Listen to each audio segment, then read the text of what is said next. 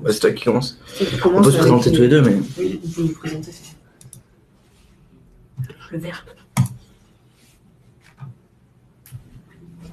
Bonjour à tous et à toutes et à tous et bienvenue sur notre webinaire. Alors tout d'abord, en attendant que tout le monde se connecte et qu'on ait les participants qui nous rejoignent petit à petit, on va vous demander de bien vérifier. Donc si vous m'entendez, c'est que ça marche, mais sinon il va falloir bien vérifier que le son fonctionne. N'hésitez pas à nous dire si vous nous entendez peu ou mal. On va faire les réajustements pour que le webinaire se passe bien. Aujourd'hui, on va être deux à vous faire la présentation. Donc Aurélien Codet-Debois, c'est moi, et Antoine. Et moi, c'est moi. Merci Antoine. Donc on va attendre encore quelques minutes, 2 ou 3 minutes, pour laisser le temps à tout le monde de bien s'installer. Et puis ensuite, on va commencer le webinaire.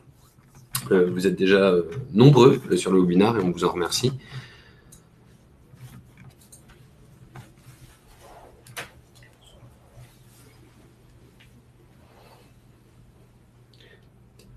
Donc sachez que pendant tout le cours du webinaire, vous pouvez écrire des choses dans le chat. On reçoit les informations, nous, et on les publiera au fur et à mesure que vous nous écrirez. Ou à la fin, on répondra aux questions. Ou à la fin, voilà. On répondra par contre aux questions, mais si vous avez des réactions live, on essaiera de publier au fur et à mesure de vos réactions. Notamment, on voit que il y a pas mal de nos clients qui sont présents sur ce webinaire, et je vous en remercie d'ailleurs. Et donc, quand on va parler des fonctionnalités préférées de nos clients, entre autres, si on parle de vous ou si vous avez une fonctionnalité qui vous plaît, n'hésitez pas à le mettre pendant ce temps. Après, on modère en même temps qu'on parle, donc je vous assure pas qu'on sera sur une réactivité immédiate, mais on va essayer de faire au mieux pour que ce webinaire se passe dans les meilleures conditions possibles. Donc, je vous propose qu'on commence le webinaire. Donc, comme je disais tout à l'heure, donc on est deux. Antoine va vous parler de la partie plutôt présentation Iterop, va vous faire des démos en live, et donc moi je vais vous présenter un peu Iterop et puis les quelques fonctionnalités des clients. Donc, si on commence sur donc le plan de ce webinaire. Donc, dans un premier temps, pour ceux qui ne nous connaissent pas encore ou pas encore assez, je vais vous faire un bref historique. Vous inquiétez pas, ça va pas être la partie la plus longue d'Iterop, des cas d'usage d'Iterop, de qui nous sommes. Et je vais vous présenter un peu pourquoi mettre en place Iterop pour ceux qui ne sont pas encore convaincus. Ensuite, on parlera donc des fonctionnalités, des nouveautés 2020 et notamment le mode test, qui est notre petite fierté du moment.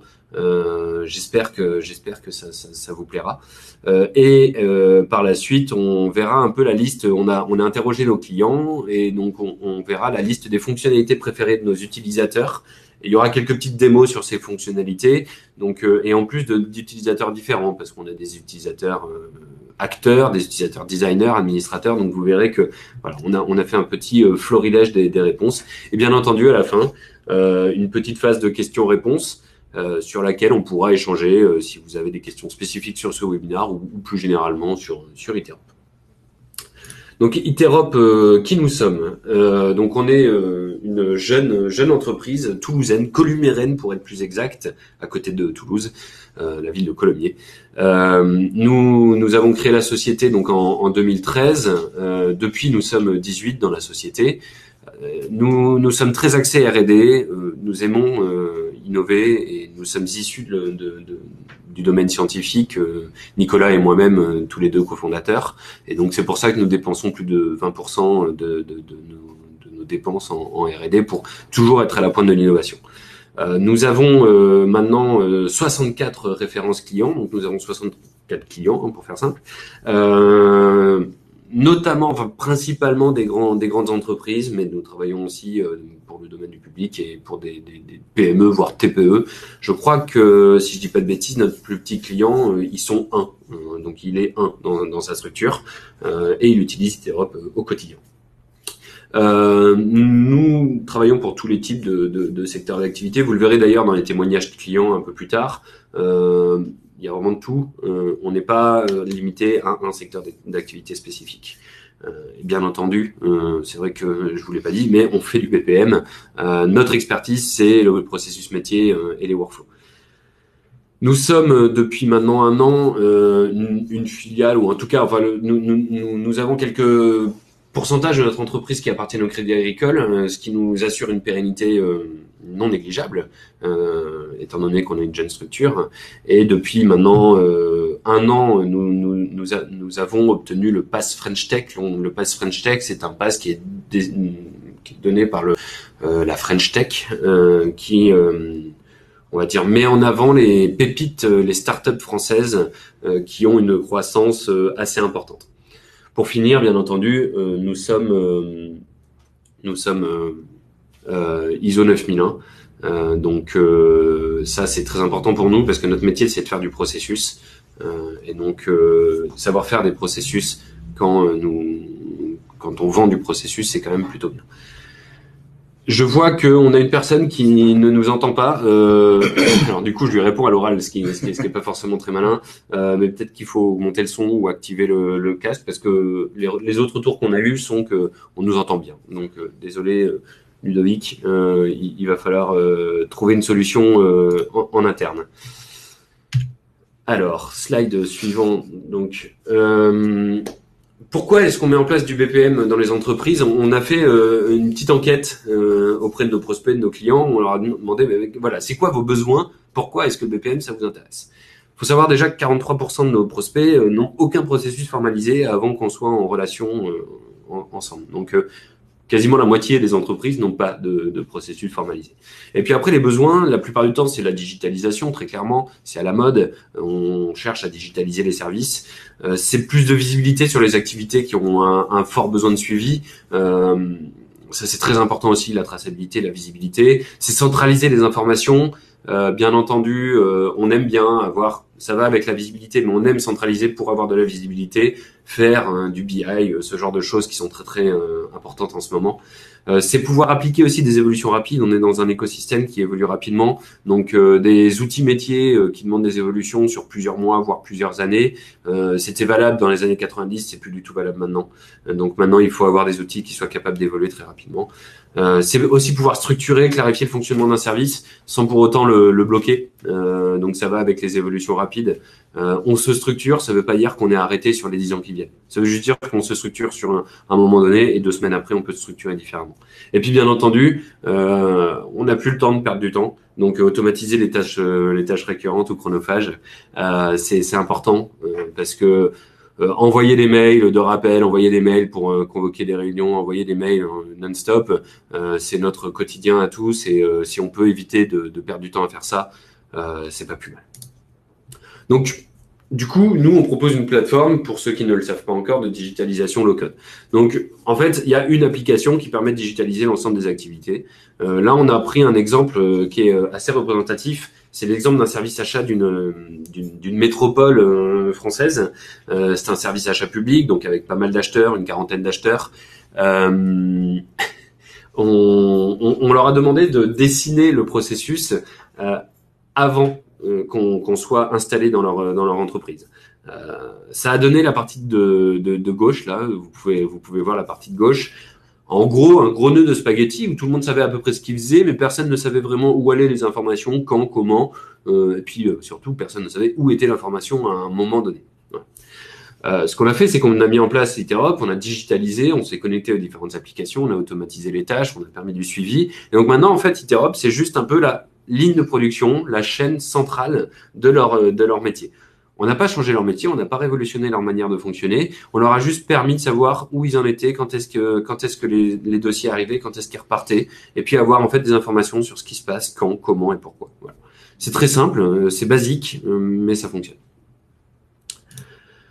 On a quelques belles références et quelques belles citations clients, donc là je vous laisse les lire. Je vais pas les lire une à une. Pour rappel, ce webinaire est enregistré, donc vous pourrez à la limite, si je parle trop vite, le regarder à nouveau et puis relire les différents témoignages. Comme ça, en fait, vous pourrez un peu vous faire une idée de ce que pensent nos clients. Il y en a d'ailleurs certains qui sont sur ce webinaire. Donc, au niveau des témoignages. Mais globalement, les retours à chaque fois, c'est on aime bien la rapidité de mise en place, on aime bien pouvoir simplifier nos méthodes de travail, et puis on aime bien gagner du temps, parce que ça nous permet de faire des tâches à plus forte valeur ajoutée, plutôt que des tâches extrêmement chronophages. Voilà pour un rapide tour d'horizon de Iterop, qui on est, qu'est-ce qu'on fait, pourquoi est-ce qu'on fait ça, et puis et qui nous aime, ou en tout cas qui nous utilise. J'espère que c'est les mêmes personnes. Et donc maintenant, je vous propose qu'on passe aux nouveautés 2020. Donc là, c'est Antoine qui va prendre la parole pour vous présenter donc notre fameux mode test. Merci Aurélien. Donc je vous présentais le mode test qu'on vient de finir la phase de développement. Alors on est encore en phase de test, hein, donc normalement la fonctionnalité devrait sortir dans pas très longtemps. Donc alors là, le mode test, pour qui la fonctionnalité s'adresse, c'est pour les designers, donc tous ceux qui mettent en place des processus, qui adaptent des processus, qui modifient des processus en production. Et l'objectif, c'est justement de pouvoir tester son workflow sans le tester en production. Donc les avantages de cette fonctionnalité, c'est évidemment de ne pas perturber le cycle de vie du processus.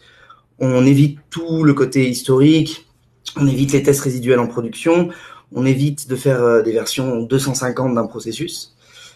On a la possibilité aussi de ne pas exécuter des tâches automatiques. Donc, ça nous permet d'éviter, par exemple, d'envoyer des mails à des personnes qui sont, par exemple, extérieures à l'entreprise, qui reçoivent des mails dans une phase de test. Ça complexifie tout ça. Et surtout, on ne perturbe pas les utilisateurs lors de la phase de test. Et enfin, ça nous permet aussi de tester le processus sans avoir besoin de tout dérouler, l'intégralité du processus. On peut comme ça tester juste une toute petite partie du process sans avoir besoin de passer par l'intégralité des tâches. Alors, je vais vous faire une démo live. Donc, attention, comme je vous ai dit, on est en phase de test. La fonctionnalité n'est pas encore réalisée. Donc, alors, hop, je passe. Est-ce que c'est... Non. Hop. Voilà. Alors, pour présenter la fonctionnalité, on s'est intéressé à deux cas un peu spécifiques. Donc, j'ai pris deux processus particuliers, une demande d'achat et l'intégration d'un nouveau collaborateur. Dans le premier cas, voilà, je vous mets le processus. C'est un processus très simple. Alors, on l'a volontairement simplifié. Donc, le principe, c'est une personne fait une demande d'achat. On a le service achat qui valide, qui choisit le fournisseur et qui crée un devis. Cette demande va être publiée, puis un mail va être notifié le fournisseur. Enfin, ça va aller au service facturation et on aura une notification finale pour tout le monde. Donc voilà, le cas qu'on peut imaginer, c'est le service achat nous dit au designer, donc ici Marie-Lou Gérin, nous demande, voilà, la tâche publication de la demande est devenue obsolète, nous n'en avons plus besoin. Ok, donc le designer, on va supprimer la tâche. Juste comme ça, et voilà, on va devoir tester ce processus et surtout le tester sans le mettre en production parce qu'on ne sait pas si cette tâche avait un impact sur les tâches futures. Donc, l'intérêt du mode test, c'est justement d'éviter que toute cette partie-là soit exécutée normalement en production, qu'on envoie des mails à des fournisseurs qui ne sont pas au courant qu'on est en phase de test ou qu'on sollicite le service de facturation alors qu'il n'est pas au courant. Donc, voilà, vous pouvez voir le nouveau petit bouton qui est ici. Donc ça, c'est la configuration du mode test. Donc là, pour débuter, on va juste s'intéresser à la partie de gauche. On reviendra après sur la partie de droite. Donc voilà, l'intérêt, c'est de transformer toutes nos tâches automatiques, donc les scripts, les tâches de service et les appels de processus, en tâches humaines, pour justement éviter de spammer des utilisateurs et éviter de spammer nos services internes. Donc là, c'est très simple, hein, tout est déjà configuré de base, c'est-à-dire qu'on a déjà préconfiguré les tâches de service en tâches humaines et les appels de processus en tâches humaines. Dans ce processus, nous n'avons pas de script. Donc, je valide, et là, le système crée un process de test et nous génère un lien, tout simplement, que je vais suivre. Et on va se retrouver directement dans Iterop Play. Donc là, derrière, en fait, ce qui se passe, c'est que tout le test va se faire sur Play pour vraiment être le plus proche de la production, mais dans une sorte de, enfin, les services, toutes les tâches vont être justement affectées à la personne qui teste. Ça permet en gros de complètement séparer les tests de la production. Donc là, on va faire une demande d'achat. Alors le renouvellement du parc info. On va juste demander quelqu'un qui demande par exemple 2 ordinateurs. Et on va exécuter le test. Donc voilà, il y a une tâche qui nous arrive, choisir un fournisseur et créer un devis. Donc si on regarde par rapport à notre processus qu'on vient de voir sur design, on est à ce stade-là.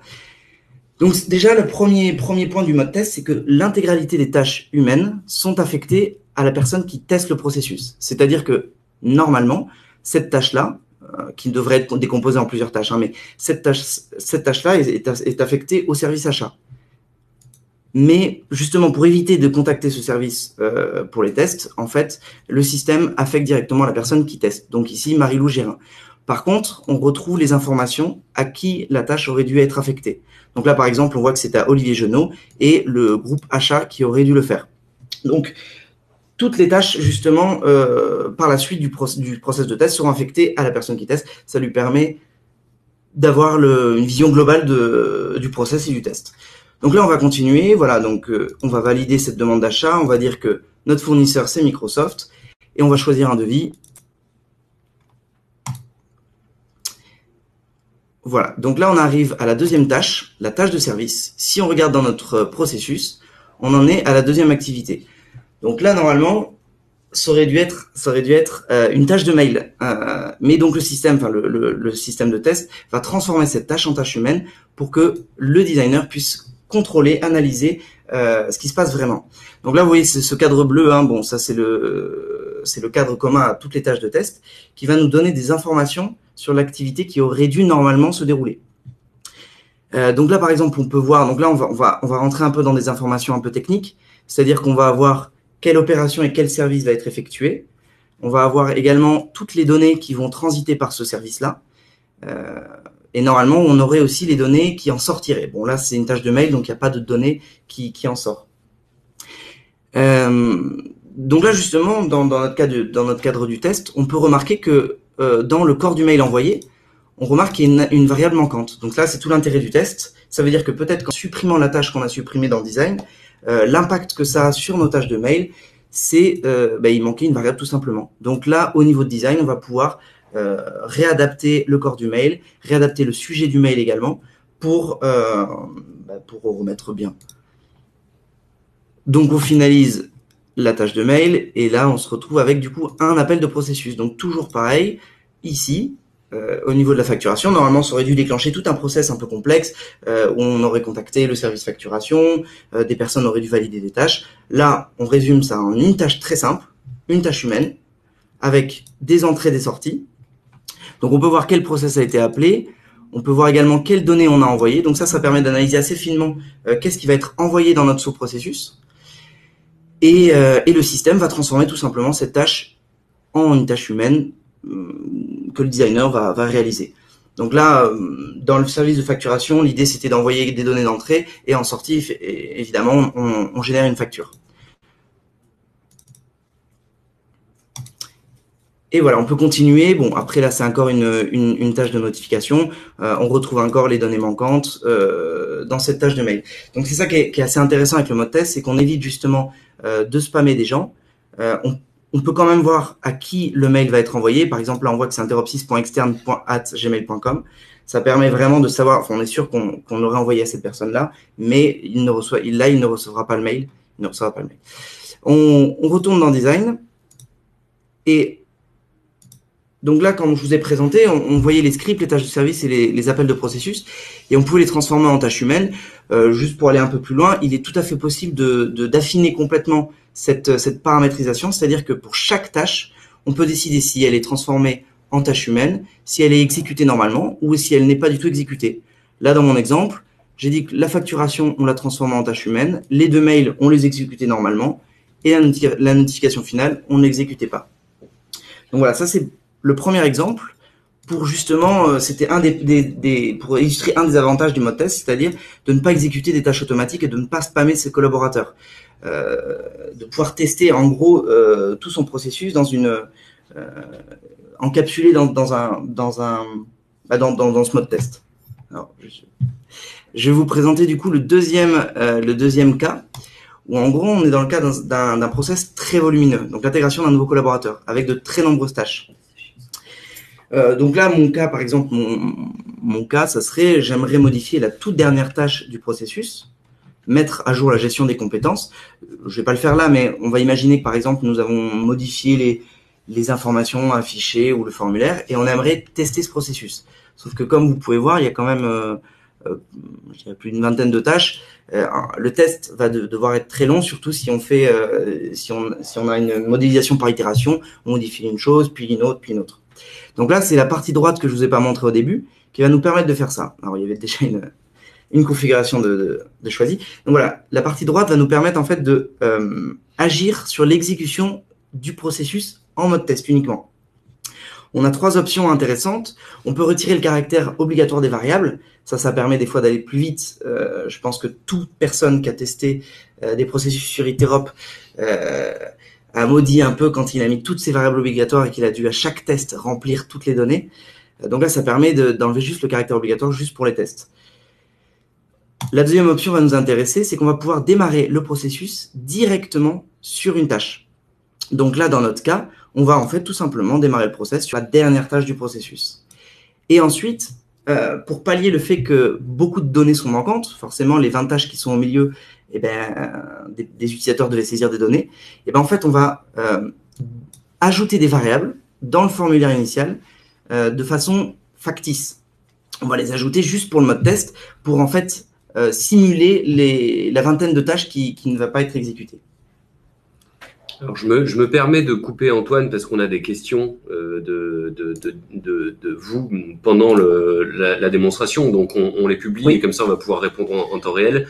Donc Olivier et Stéphane ont posé des questions auxquelles on a déjà répondu. Oui. Donc voilà. Par contre, Pascal demande si pour corriger les erreurs, il faut retourner dans la partie déployée. Donc oui, dans la partie design, oui. C'est-à-dire que en fait, alors pour répondre juste à la première, les sous-processus, donc comme on a vu, en fait on a pour chaque tâche automatique, on a 3 niveaux. Soit on les transforme en tâches humaines, soit on les exécute normalement. Donc là, ça va les exécuter comme si c'était en production. Donc si c'est l'appel d'un sous-processus, ça va démarrer un vrai processus. Ou alors, on va juste les passer. On va juste ne pas du tout les exécuter. Pour le deuxième, pour corriger les erreurs, donc comme en fait, je sais pas si on voit bien les onglets, mais en fait, quand j'ai cliqué sur le lien Iterop Play, ça nous ouvre un lien à droite. Donc en fait, on est sur Play, on fait toute sa phase de test, et dès qu'on voit une erreur, on peut tout de suite retourner sur Iterop Design, corriger son processus, et relancer juste derrière un mode test, le lien se génère, et on peut en fait travailler comme ça. Donc là, après, c'est vraiment au choix en fonction de comment vous préférez travailler. Si vous préférez exécuter tout votre test, noter toutes les modifications et faire toutes les modifications, ou le faire au fur et à mesure. Alors, les données sortantes d'un service, j'en ai on les met. Donc, je ne sais pas si vous avez vu justement quand j'ai appelé le service facturation, il y a une donnée de sortie qui s'est mise dans le formulaire de sortie. C'est pour émuler, c'est pour en gros le service va pas s'effectuer, donc la donnée on ne l'aurait pas normalement. En fait, on va le faire à la main. Donc c'est pour ça que ça va ajouter une variable qui va correspondre normalement aux sorties de cette tâche automatique. Sinon, en fait, on fait exactement ce que je suis en train de vous dire là, c'est-à-dire on va rajouter des données de sortie dans le formulaire initial, parce qu'on sait on va arriver sur cette tâche automatique, on va en avoir besoin dans la suite du processus. Alors, donc je finis du coup ce cas ici là. Donc voilà, donc je résume. J'ai un processus très important, très volumineux. J'aimerais tester uniquement la dernière tâche parce que j'ai ne modifié que la dernière tâche. Donc j'ai décidé de démarrer le process à la fin, et j'ai ajouté 4 données, donc nom de l'arrivant, description du poste, responsable hiérarchique et date d'arrivée. Donc c'est pareil, je valide automatiquement un lien se crée, comme juste avant. Donc là je renseigne, donc c'est là que je me maudis justement de ne pas avoir mis des données avant, donc on va mettre des données aléatoires, responsable hiérarchique, on va mettre voilà, et nom de l'arrivant, on va mettre Mariou Gérard. On démarre le process et là, au niveau des tâches, on arrive à mettre à jour la gestion des compétences avec les données qui sont bien renseignées, alors que on les a ajoutées juste pour le test au niveau de la tâche de départ. Si on regarde où on en est dans le processus, on voit bien qu'on est à la toute fin. Ça peut se vérifier aussi dans le suivi, et ça d'ailleurs je l'ai pas dit dans le premier cas. Tout ce qui se passe au niveau du test est évidemment sauvegardé temporairement dans le suivi. C'est-à-dire qu'on peut suivre tout le test au niveau du suivi, on peut voir toutes les variables qui transitent. C'est juste que dès qu'on a fini notre phase de test au niveau de design, quand on valide le test, tout l'historique est supprimé pour éviter de surcharger en production les données résiduelles de test. Donc là, on peut voir par exemple sur ce process-là qu'on on a exécuté aucune des tâches au milieu et on a juste testé la dernière tâche. Donc là où ce test nous a pris 3 minutes, en temps normal, il nous aurait pris le temps de tester toutes les tâches, peut-être 10 minutes. Quand on fait beaucoup d'itérations, on a quand même un gain de temps assez conséquent. On a Franck qui nous demande pourquoi ne pas avoir mis un bouton édition dans le mode test, comme sur le mode erreur. En fait, il faut bien comprendre que IterOpLay et IterOpDesign sont deux interfaces qui sont tout à fait complètement séparées, et donc on ne peut pas éditer quand on est sur IterOpLay parce qu'il faut modifier le modèle du processus. Donc il faut retourner dans IterOpDesign. Donc c'est plutôt logique. On a de la ségrégation d'informations pour éviter de faire des bêtises sur la production. Quand on est designer, on est bien obligé de retourner dans IterOpDesign. Donc ce bouton permet un peu une sécurité pour éviter de modifier des choses en production, et que les droits sur IterOpLay n'étant pas les mêmes que sur IterOpDesign, on ne peut pas permettre à quelqu'un sur IterOpLay de réaliser des modifications sur le process qui n'est pas forcément designer. C'est ça. Donc alors je reviens sur notre présentation. Voilà, le démo de la mode test. Je sais pas si vous avez des questions dès maintenant ou on se les réserve pour la fin. Bon, on se les réservera pour la fin si vous en avez qui vous viennent au fil de l'eau. Donc rapidement, pour voir les fonctionnalités à venir sur à grand horizon, on va dire sur l'année prochaine, on travaille sur principalement la refonte d'IterOpLay et notamment l'optimisation de la partie mobile et tablette. Donc on va faire une grosse phase de développement sur l'ergonomie, sur l'esthétique, sur toutes nos interfaces dans IterOpLay, et on travaille également sur la délégation multiple. Donc pouvoir permettre de déléguer son compte à plusieurs personnes, parce que dans le cas de congés à Noël, aux grandes vacances, on s'est rendu compte que on a délégué son compte à quelqu'un qui lui-même en fait est parti en congé. Du coup, il y a des comptes qui ne sont plus du tout gérés. Donc, grâce à la délégation multiple, on va pouvoir justement éviter ce genre de problématique. Je repasse du coup la parole à Aurélien. Merci Antoine. Donc maintenant, on va voir un peu les fonctionnalités préférées de nos utilisateurs. Donc, déjà, il faut savoir qu'on a interrogé 3 types d'utilisateurs différents.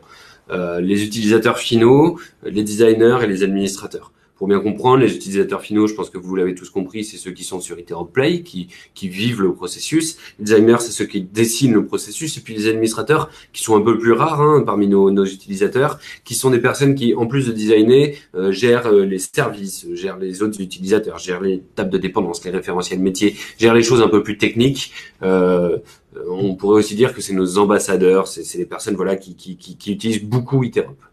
Donc, pour commencer, au niveau des utilisateurs finaux, les 3 principales fonctionnalités qui sont remontées dans un premier temps, et ça peut paraître évident, mais ça l'est pas forcément sur toutes les applications. C'est la simplicité de l'interface. On a des retours de clients qui nous disent le jour où on a présenté IterOp, on n'a même pas eu besoin de former nos utilisateurs, ils l'ont utilisé tout de suite comme ça sans poser de questions. Pour nous, c'est très important étant donné que on est en ligne, qu'on peut déployer un processus auprès de 3000 utilisateurs si on le veut en un clic. Il faut pas qu'il y ait besoin de former tout le monde tout le temps quand on met en place un nouveau processus. Donc la simplicité de l'interface est pour nous très importante, puis c'est ce qui permet aussi d'utiliser IterOp. On en parlait, enfin Antoine en parlait à l'instant, sur des mobile, sur des tablettes. Il faut que ce soit très simple d'utilisation pour qu'on puisse faire ça de manière totalement tranquille et sereine, sans avoir à s'interroger sur comment fonctionne une telle et telle application. Voilà. Donc de la simplicité de l'interface, pour nous, c'est très important. On est déjà bon, on veut être encore meilleur, et c'est pour ça qu'on retravaille la refonte d'Iterop Play pour que l'interface soit toujours le plus ergonomique possible. Puis au goût du jour, on commence déjà à nous dire, tiens, votre interface, elle commence à faire un peu vieillotte, donc il faut qu'elle soit au goût du jour pour que ce soit toujours assez sympa. La deuxième fonctionnalité qui a bien plus, qui plaît beaucoup, c'est le démarrage de processus via la réception d'email. Je ne sais pas si vous le savez tous, mais il est possible de démarrer un processus à la réception d'un email. Nous, on le fait en interne, par exemple. Certains d'entre vous ont peut-être déjà téléchargé des livres blancs sur notre site ou fait une demande de démo.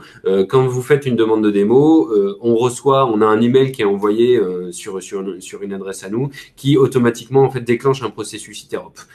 C'est une manière de facilement connecter des applications sans se prendre la tête avec des interfaces qui sont pas forcément toujours faciles à mettre en œuvre. Donc on reçoit ce mail, pouf, ça déclenche un processus et comme ça c'est très souple, très facile à mettre en œuvre. Et puis enfin, bien entendu, les indicateurs et les widgets personnalisés, c'est vraiment quelque chose que nos utilisateurs apprécient. Et d'ailleurs, Antoine va vous faire une démo là-dessus. Alors je pense que c'est bon. Non, c'est parfait, celui-là. Donc oui, c'est une démo très rapide. Hein. C'est la fonctionnalité qui est sortie en 3.9, hein, la dernière release. Donc on va pas reparler de tous les KPI et les dashboards. C'est juste une nouvelle fonctionnalité qui était de pouvoir en fait piloter l'intégralité des widgets d'un dashboard. Automatiquement. C'est-à-dire que là, j'ai pris un cas un peu générique, c'est-à-dire qu'on a des fournisseurs informatiques, Apple, MSI, Lenovo. Donc tous mes indicateurs sont sur le volume de vente de ces fournisseurs. Et en fait, on a designé par exemple une variable, ce qu'on appelle une variable de dashboard, qui va justement pouvoir piloter les widgets instantanément. C'est-à-dire que, par exemple, j'aimerais savoir ce qu'a vendu Dell dans l'année. Je clique sur Dell et automatiquement, on va filtrer les modèles vendus par Dell ainsi que les volumes de vente. On va pouvoir avoir tous les graphiques qui se mettent à jour et qui sont filtrés sur cette variable de dashboard. Également, on va pouvoir aussi, on a ajouté ça récemment, c'est pouvoir éditer, filtrer sur une période donnée. Ça, c'est ce qui nous manquait sur le dashboard. Par exemple, j'aimerais voir l'intégralité, je sais pas, des ventes du 1er octobre jusqu'au 1er décembre, voilà. Parce qu'on fait notre bilan à ce moment-là. Et donc là, je vais pouvoir justement filtrer tous les widgets sur cette période-là. Voilà pour la présentation. Je repasse la parole à Aurélien. Hop. Merci Antoine. On vous présente aussi ces fonctionnalités parce qu'on se rend compte suite à des échanges avec nos utilisateurs que des fois on sort des nouvelles versions, on a ce tort de pas forcément toujours très bien communiquer sur la mise à jour d'Iterop et donc on vous le montre parce que peut-être que certains d'entre vous vont découvrir des choses qu'ils ont sur Iterop mais qu'ils n'utilisent pas forcément au quotidien. Donc maintenant, les retours de nos designers. Donc les designers, pour rappel, c'est les personnes qui modélisent les process et qui les mettent en œuvre sur Iterop. Donc déjà, c'est l'outil de dessin. Je sais pas pour ceux qui nous connaissent depuis un peu plus de 2 ans, je dirais. Il y avait un outil de dessin avant. Cet outil de dessin, il était un peu vieillot pour le coup, et on nous a fait pas mal de retours en disant c'est pas facile à utiliser, ça devient pas très ergonomique, etc. Donc on a décidé de le mettre à jour. Et donc maintenant vraiment c'est un bon retour qu'on a de la part de nos utilisateurs. C'est l'outil de dessin extrêmement ergonomique, extrêmement simple à utiliser. On a aussi depuis peu la gestion des erreurs. Quand vous êtes contrôleur sur un process ou admin de la solution, vous avez directement en vous connectant un petit rond rouge qui vous indique, alors j'espère que vous en avez jamais des ronds rouges, mais si ça doit vous arriver, vous avez un rond rouge comme vous l'avez ici là sur la capture d'écran qu'on a mis, qui vous indique le nombre d'erreurs que vous avez en cours sur les processus dont vous êtes contrôleur. Très pratique, ça vous permet quand vous vous connectez de savoir tout de suite, tiens, j'ai des erreurs, il faut que j'aille vite m'en occuper. Il faut savoir aussi que il existe une possibilité dans Interop Design d'avoir une notification au contrôleur du processus. Si vous activez cette case, vous recevez automatiquement un mail dès qu'il y a une erreur qui se présente sur le processus. Donc à activer sur les processus relativement sensibles aux critiques, c'est très pratique. Comme ça vous évite d'avoir à vous connecter quotidiennement. Si vous n'êtes pas acteur du processus, c'est pas forcément le cas. Vous vous connectez pas forcément tous les jours. Donc voilà, ça vous envoie un mail dès qu'il y a une erreur qui arrive sur le processus. Ensuite, on a au niveau des fonctionnalités préférées, bien entendu les tableaux de bord qui permettent en fait de partager les différentes données avec les utilisateurs. Et puis, pour finir, au niveau des fonctionnalités préférées des designers, les référentiels métiers. J'espère que tout le monde est au courant, en tout cas pour ceux qui nous utilisent, qu'il existe les référentiels métiers, parce que c'est quelque chose de très chouette qu'on a sorti. Et Antoine va vous montrer un peu comment fonctionnent ces référentiels métiers. Oui, alors hop, je repasse pareil en partage d'écran. Bon, les référentiels métiers, pour certains, il y en a qui les manipulent très bien. Il y a ce qu'on peut faire, on peut aller très loin dans les référentiels métiers.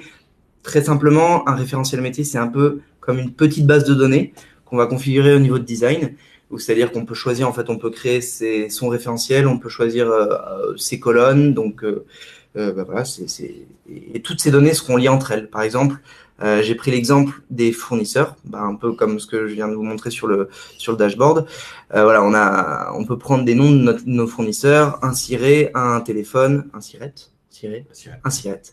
un téléphone, un mail et une adresse, et toutes ces informations seront liées. Donc, par exemple, directement dans Play, on a fait une petite tâche juste pour présenter.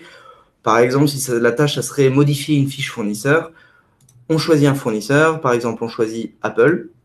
Et automatiquement, avec une petite configuration dans Interop Design, on vient récupérer le siret, le téléphone, le mail, l'adresse. On peut imaginer donc de modifier, par exemple, l'adresse parce que Apple a changé n'habite plus au 56 avenue des Minimes à Toulouse.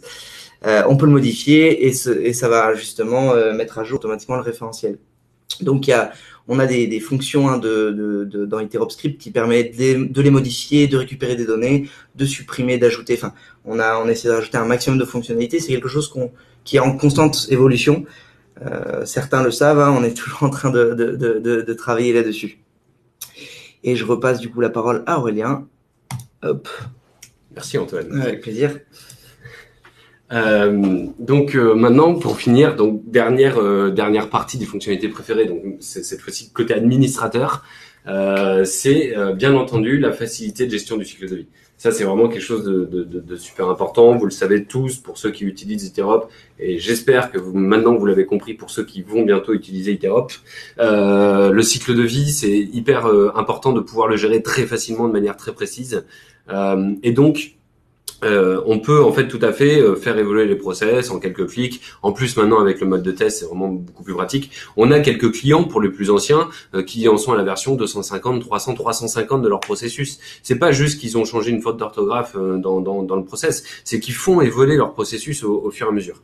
Et avoir un cycle de vie simple et une gestion du cycle de vie simple, c'est indispensable pour pouvoir gérer ces process et pour pas pouvoir être le pied et poing liés par rapport au processus qu'on a mis en œuvre la première fois. On a aussi le suivi global et le suivi opérationnel qu'Antoine va vous montrer. Ce sera la dernière partie démo d'Antoine. Petite démonstration, oui.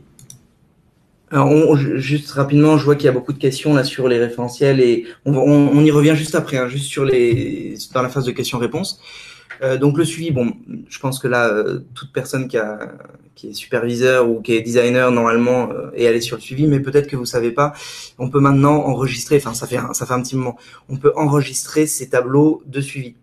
C'est-à-dire qu'un admin ou un superviseur peut se créer son tableau de suivi en fonction pour piloter des KPI ou pour piloter des données qui l'intéressent.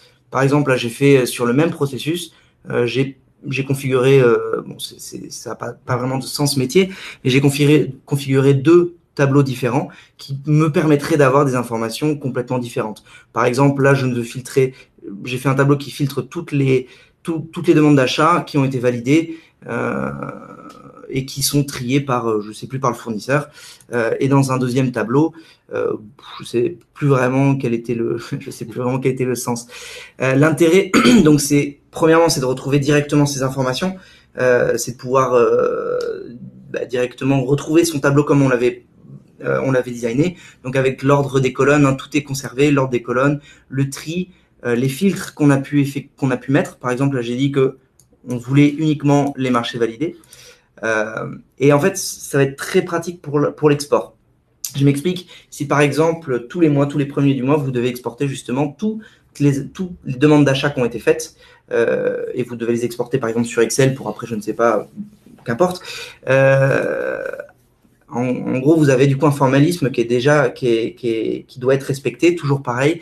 Le référentiel en premier, le nom du marché en deuxième, le fournisseur en troisième, par exemple. Donc, vous avez enregistré votre filtre personnalisé et du coup, vous pouvez exporter automatiquement le tableau et faire ça comme ça tous les mois, tous les premiers du mois. C'est beaucoup plus rapide que si vous deviez replacer toutes les colonnes et retrier vos tableaux.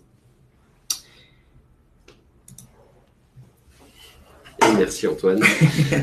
Et donc, pour finir, côté administrateur, il y a l'équipe support, étonnamment, et c'est vraiment un retour qu'on a eu. On est ravis de répondre au support parce que nos utilisateurs nous posent toujours des questions et des nouveaux challenges. Et on a pas mal de monde derrière l'équipe support, donc sachez que quand vous écrivez, c'est toujours des personnes différentes. Et voilà, on est toujours vraiment content d'échanger avec nos utilisateurs et nos clients au niveau du support, parce que Interop, c'est pas seulement une application, c'est aussi derrière des gens qui vous répondent, qui vous accompagnent, qui prennent vos retours. D'ailleurs, vous remarquerez pour la plupart des fonctionnalités qui sont dans Interop, c'est des fonctionnalités qui ont été demandées sur le support et par des utilisateurs qu'on a développées.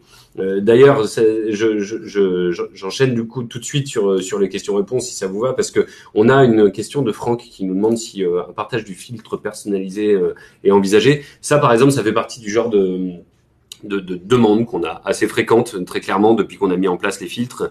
C'est prévu, c'est dans notre roadmap. Après, notre roadmap est longue, on priorise en fonction des demandes, de l'insistance des demandes et des besoins. Donc oui, bien entendu, c'est prévu, ça arrivera un jour. Pour l'instant, c'est vrai que chacun doit créer ses propres filtres. Alors là, sur les référentiels métiers, donc cette question de Xavier Chenet, on peut avoir plusieurs index sur référentiel métier. Là, dans notre présentation qu'on a faite, on a fait quelque chose qui ressemble à une base de données. Si je reprends, on va pas reprendre, mais on avait vraiment un fournisseur qui serait si on parlait base de données, qui serait la clé primaire et des données qui sont liées. En fait, les référentiels métiers, contrairement à une base de données, on est très très libre. C'est-à-dire que si on veut, on peut avoir on n'est pas obligé d'avoir clé primaire, tout simplement. On peut avoir une multiplication des données. En fait, c'est très libre. C'est au designer plutôt à l'administrateur, de gérer son propre référentiel métier. Donc nous, on a permis une grande liberté et c'est plutôt à chaque admin de faire ce dont il a besoin et de bien verrouiller son référentiel. Donc, on a quelqu'un d'autre qui insiste sur les partages du tableau de suivi. Donc, promis, on le met à la roadmap. Voilà. On a deux questions là qui se ressemblent sur la possibilité de s'interfacer avec une GED au niveau j'imagine, du référentiel métier, mais aussi sur est-ce qu'il est nécessaire de faire une double saisie quand on a bien entendu des applications à nous. Donc non, il n'est pas nécessaire de faire une double saisie par rapport au référentiel métier. On a plusieurs manières de se synchroniser par rapport aux applications qui sont déjà sur votre SI. Hein. On veut pas réinventer le SI, notamment l'utilisation de notre API, c'est-à-dire qu'on a nous mécanismes, mécanismes, des méthodes, voilà, dans notre API qui permettent de mettre à jour les référentiels métiers avec via des moulinettes que vous mettriez en place toutes les nuits ou toutes les heures, peu importe, pour mettre à jour nos référentiels métiers via avec vos données qui sont dans nos API. On a d'ailleurs pas mal de clients qui font déjà ça. On a aussi la possibilité de le faire en live, c'est-à-dire que j'ai pas l'information sur le référentiel métier, je demande une requête qui va récupérer l'information dans votre ERP, dans votre CRM, dans votre GED, et qui va mettre à jour le référentiel métier pour qu'ensuite ça fonctionne. Alors, on a plusieurs manières de le faire. Bien entendu, il n'y a pas de double saisie, ce serait une hérésie. Voilà, on permet ça. Olivier qui demande pour les variables, donc ça, on revient sur le mode test. Pour les variables qui sont au milieu du processus, est-ce qu'on doit les mettre à la main? Vous ne parlez que des variables du formulaire initial. Donc en fait, peut-être que on n'a pas été clair. En fait, on peut rajouter en plus des données dans le formulaire initial qui proviennent de données de l'intérieur du process. Alors, si je reprends rapidement la présentation, désolé, je vais cliquer un peu vite au début. Donc je reprends, voilà, on se remet sur la fenêtre de configuration du test. Ici, dans ajouter des variables du formulaire initial, en fait, j'ai les 34 variables qui sont les 34 variables du processus, enfin, de toutes les tâches du process. Donc on peut même, vous voyez, il y a même les variables très techniques qui sont les variables de mail, par exemple. Donc en fait, on peut ajouter n'importe quelle variable de n'importe quelle tâche dans le processus. On l'a mis au formulaire initial, c'est juste pour que le testeur, ça soit plus simple pour lui. Il a son démarrage de process, il met ses variables dont il a besoin pour son test, il les renseigne et il exécute son test. Mais ce n'est pas du tout forcément que des variables, évidemment, du démarrage de process. C'est bon. Alors, on va continuer à regarder. Donc, si vous avez des questions, n'hésitez pas. Donc, alors, on regarde en même temps qu'on répond. Ouais. Donc, excusez-nous si des fois on a des moments de latence. Hop. Alors, pour le moment, on n'a pas de questions. Du coup, n'hésitez pas à nous poser des questions sur ce qu'on a montré ou d'ailleurs sur ce qu'on n'a pas encore montré. Oui. Voilà, on est à votre disposition. Sur le mode test, qu'est-ce qu'on peut dire de plus? On a rajouté des liens. Je sais que, alors je vais remettre sur la présentation. Ça, c'est juste une petite amélioration de l'ergonomie. Maintenant, on a ajouté des liens un peu partout dans l'application pour démarrer en fait directement depuis Design. Pour démarrer des process depuis Play, ça c'est assez pratique pour les designers. Donc par exemple, on a ici au niveau des déploiements, on peut démarrer un process depuis Play, dans les modèles au niveau du test, ou si je suis aussi dans Iteroplay, par exemple, on a une tâche, on a également aussi des petits liens un peu partout pour démarrer des process. Ça fait suite un peu au bouton qu'on avait rajouté dans la version 3.8 qui était de pouvoir déployer directement un process depuis l'interface des modèles. Je sais que pour certains, ça fait gagner du temps. On a Stéphane qui nous dit: j'ai vu dans la démo que sur les référentiels métiers, les champs récupérés n'étaient pas des listes déroulantes. Je me trompe? Non, tu ne te trompes pas, Stéphane. Il est tout à fait possible de mettre le résultat d'un référentiel métier dans un champ texte ou dans un bloc de texte. Oui. Ou on n'est pas obligé de mettre des listes déroulantes. Par contre, ce qu'il faut savoir, c'est que si on est par exemple sur le fournisseur ou sur quelque chose qui va être une source de déduction des champs suivants, c'est mieux de faire une liste déroulante parce que sinon la personne va devoir rentrer du texte sans avoir aucune aide et aucune saisie prédictive des informations.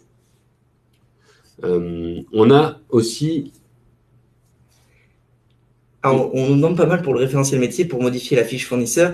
Alors, je pense pas qu'on n'a pas exactement de process type, tout simplement parce que, alors on va valider la réponse. Les deux questions d'ailleurs se font suite, c'est-à-dire de modifier rapidement un référentiel métier. Donc, ce qu'on disait tout à l'heure, c'est qu'on a proposé des méthodes de IterOpsScript pour pouvoir mettre à jour, ajouter, supprimer des lignes du référentiel métier. Malheureusement, on n'a pas un process type, tout simplement parce qu'en fait, chaque référentiel métier, il est entre guillemets unique, c'est-à-dire qu'on a un identifiant unique, des colonnes uniques. et en fait tout et les variables du coup sont uniques aussi. La complexité n'étant pas dans la modélisation du process, c'est-à-dire c'est pas les tâches qui sont complexes, mais ça va être plutôt le script lui-même qui va modifier le référentiel métier. Alors on va pas vous montrer parce que là ça rentre vraiment trop dans la technique. Mais c'est quelque chose qu'on fait très fréquemment, très fréquemment. C'est faisable. Oui. On a des process exemples là-dessus, oui. Et où en fait on va dire je mets à jour les différentes données en fonction de ce qui a été renseigné. Voilà, c'est des petites lignes de script, mais tout à fait. On pourra rajouter dans la documentation peut-être cette partie-là. Ça peut être assez intéressant de montrer comment justement modifier un référentiel métier. Alors Olivier nous demande si on prévoit de mettre en place les fonctionnalité de préchargement des variables via un référentiel métier dans une variable composée. Donc ça, là, on voit Olivier est administrateur, hein, bien sûr. C'est des questions relativement pointues, mais qui sont tout à fait, qu'on croise régulièrement au niveau des administrateurs. Quand on utilise une variable composée, donc une variable composée pour ceux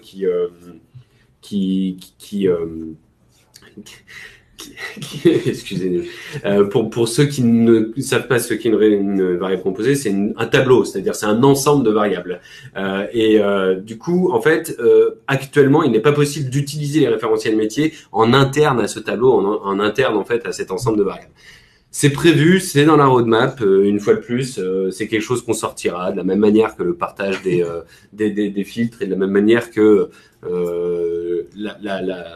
la multitude d'idées que vous nous proposez, et on vous en remercie. C'est dans la roadmap. Après, on pourra pas s'engager plus que de vous dire que c'est dans la roadmap. Voilà. Alors. Pour le moment, on a plus trop de questions sur les questions. Donc voilà,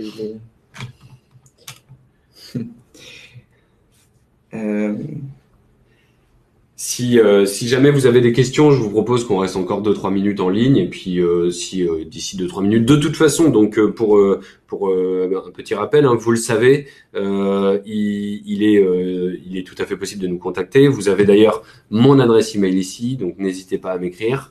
On vous enverra à la suite de webinar une vidéo où comme ça en fait vous pourrez re-regarder le webinar si vous avez des moments préférés. Vous pourrez regarder le webinar en boucle si vous le souhaitez.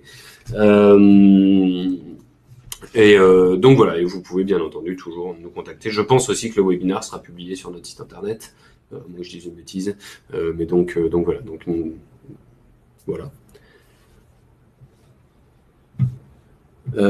Alors, je pense que il y a une question là sur un bug qui avait été remonté sur les référentiels métiers. Effectivement, pour pouvoir l'alimenter, il fallait remplir toutes les colonnes. Il y avait un problème si toutes les colonnes n'étaient pas renseignées dans le script.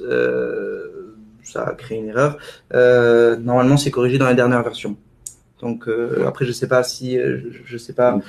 Franck, c'est possible que vous ayez la dernière version, j'en suis pas sûr. Il faudra qu'on vérifie. Il faudra qu'on vérifie parce que certains clients qui sont on-premise, d'autres non. Enfin, il y a des versions qui sont un peu différentes, mais normalement le bug est corrigé en tout cas au niveau des dernières releases.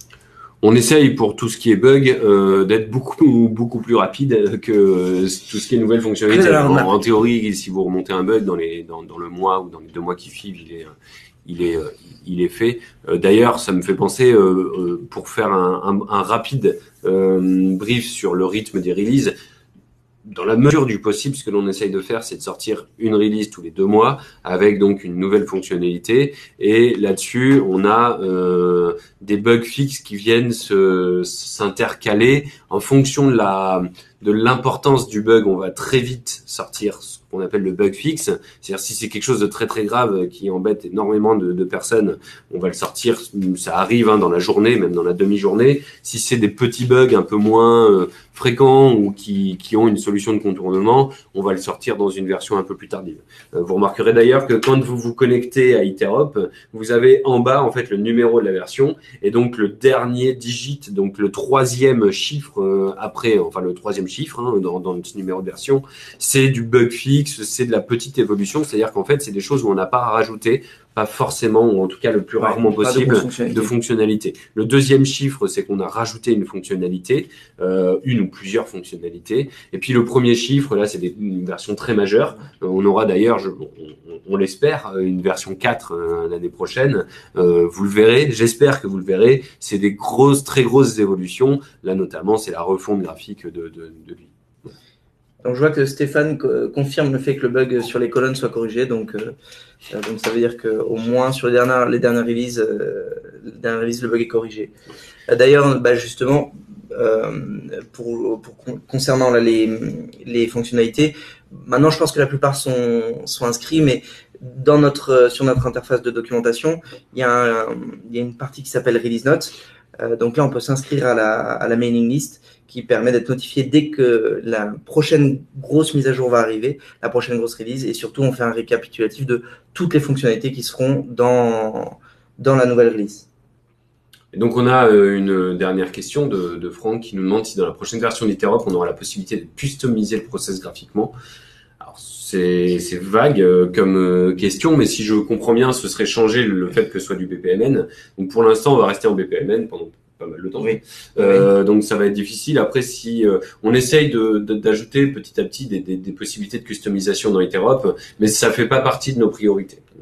Voilà, pour être simple dans la réponse. Là, les fonctionnalités sont assez basiques, c'est-à-dire qu'on peut changer la taille des carrés, des tâches. On peut rajouter, je sais pas si vous saviez, mais des petits labels pour pouvoir taguer des commentaires en fait directement à l'intérieur du processus. Mais c'est vrai qu'on s'est arrêté là au niveau personnalisation du process. Ouais. Du coup, ce qu'on vous propose, c'est de clôturer ce webinaire. On vous remercie pour votre participation, nombreux. C'est toujours un plaisir. On vous souhaite d'excellentes fêtes de fin d'année. On espère que ça vous a plu. Si jamais, d'ailleurs, n'hésitez pas à le dire. On n'est pas très régulier sur les webinars. On pourra essayer d'en faire plus si vraiment c'est quelque chose qui vous plaît. N'hésitez pas même à nous dire, tiens, cette fonctionnalité est hyper intéressante. Vous pourriez peut-être en faire un webinar. Des fois, on manque de ce recul. Voilà. On est à votre disposition si vous souhaitez nous écrire. Surtout, n'hésitez pas. Pour rappel, il existe la doc où vous pouvez aller pour avoir, comme le disait Antoine, le rythme des releases et puis pour avoir en fait plein d'infos sur Iterop, donc doc.iterop.com tout simplement. N'hésitez pas aussi du coup à m'écrire à mon adresse mail que vous avez ici ou tout simplement à contact@iterop.com. On vous enverra au plus vite la vidéo du webinar ainsi que la page web où il y aura la vidéo de notre webinar. On vous remercie pour votre présence et on vous souhaite une excellente journée à tous et un bon appétit.